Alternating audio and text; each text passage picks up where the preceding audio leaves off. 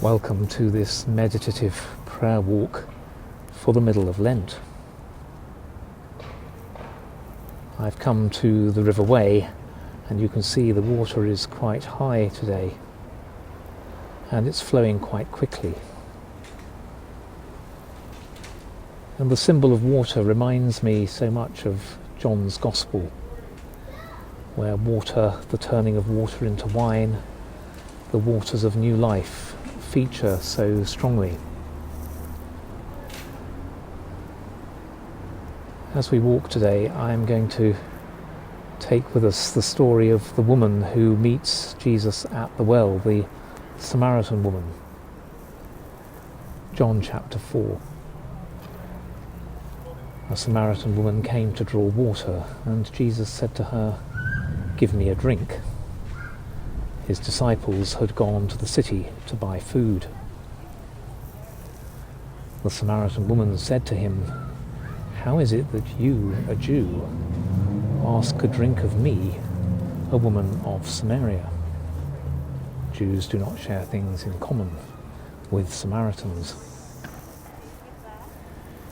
Jesus answered her, "If you knew the gift of God and who it is that is saying to you, 'Give me a drink,' you would have asked him, and he would have given you living water." The woman said to him, "Sir, you have no bucket, and the well is deep. Where do you get that living water? Are you greater than our ancestor Jacob, who gave us the well, and with his sons and his flocks drank from it?" Jesus said to her, "Everyone who drinks of this water will be thirsty again, but those who drink of the water that I will give them will never be thirsty. The water that I will give will become in them a spring of water gushing up to eternal life." The woman said to him, "Sir, give me this water, so that I may never be thirsty or have to keep coming here to draw water."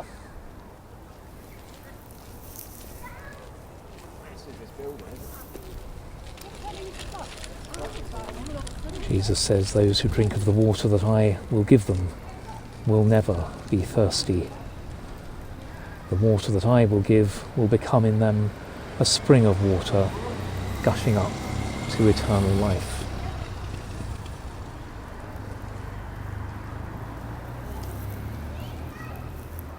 That image of water gushing up to eternal life, that is such a powerful one. We hear it first when Jesus performs that first miracle at the Cana in Galilee, the wedding, when large stone jars full of water are turned into wine. What an amazing gift that is. The filling up of those jars with wine.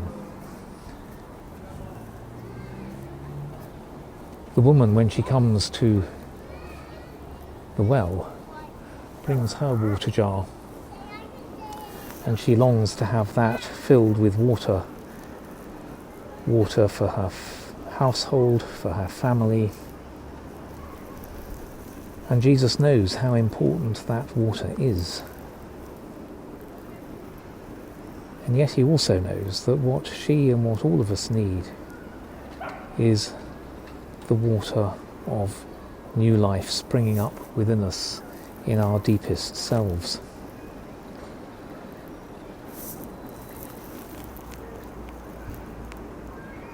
I wonder what that would be like for you. What are the things you would want to ask Jesus for if you encountered him at the well? What are the things you feel would bring you fullness of life?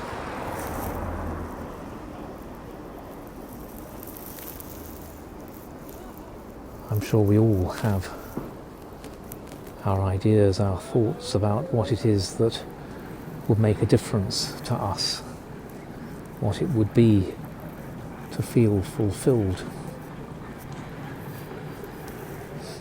And Jesus' promise is that through the gift of his Spirit, we will all be filled with life anew.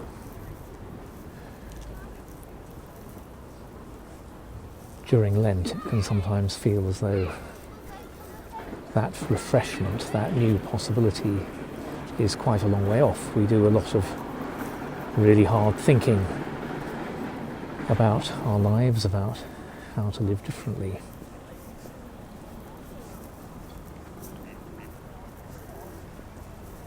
Sometimes I think we're a little bit inclined to think that we have to do all the work.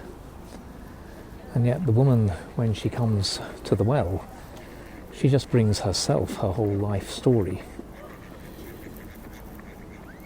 And she has the honesty to name before Jesus her need. She doesn't run away and hide. She doesn't consider herself unworthy. You remember, he will go on to challenge her about her saying that she has no husband. He tells her she has 5 husbands, or she's had 5 husbands, and the man she's currently with is not her husband. He knows her story, and yet he stays with her, and he promises to give her the water springing up within her that can change her whole life. Well, that is an extraordinary promise. It's an extraordinary gift. And it doesn't require the woman to do really anything at all. This is not about what she can do for herself. This is about simply spending the time with Jesus and allowing him to work the transition in her life, to work the miracle of bringing new life into her midst. Perhaps as we reach the middle of Lent, perhaps that's a good time for us to pause and to ask for Jesus to do the same, for us to bring the empty water jar of our life,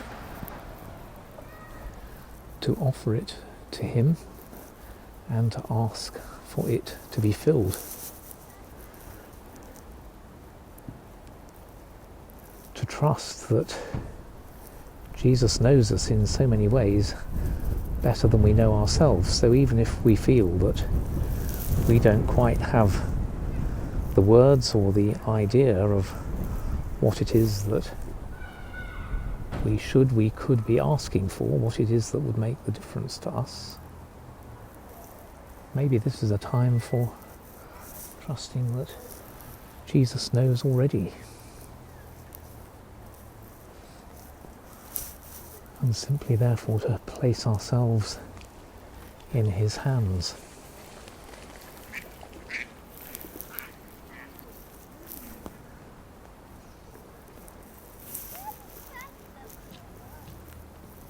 One of the extraordinary moments in the story of the woman meeting Jesus at the well is the point when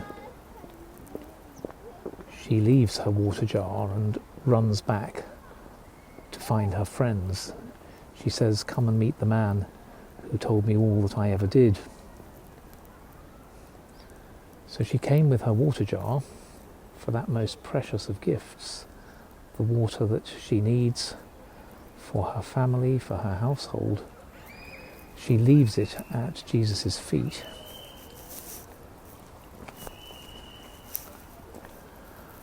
I wonder if there's something quite powerful about that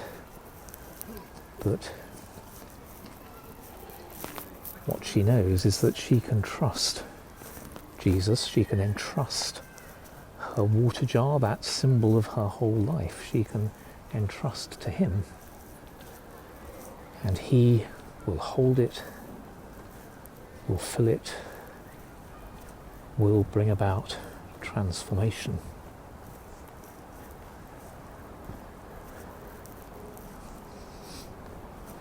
Well, if that's Jesus' promise to the woman that day, then it's his promise to us too.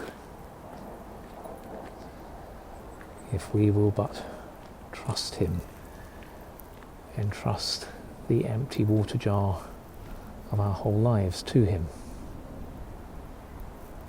then he will bring about transformation for us.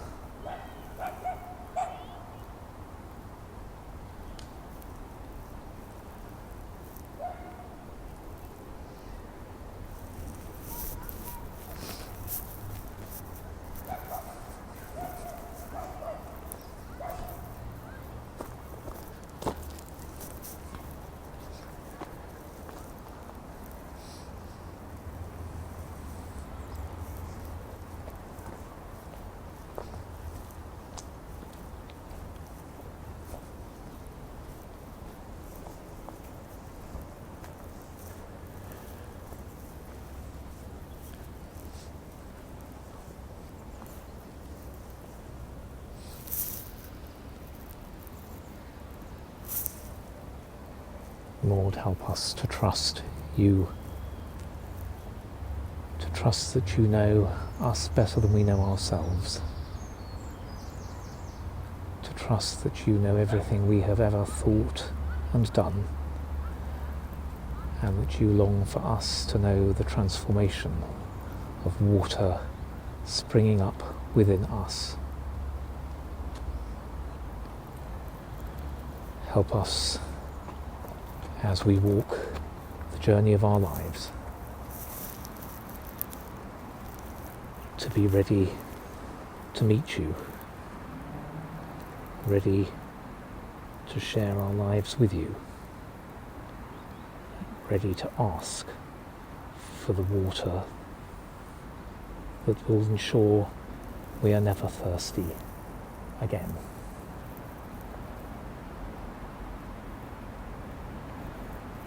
The Lord bless you and keep you. The Lord make his face to shine upon you and be gracious to you.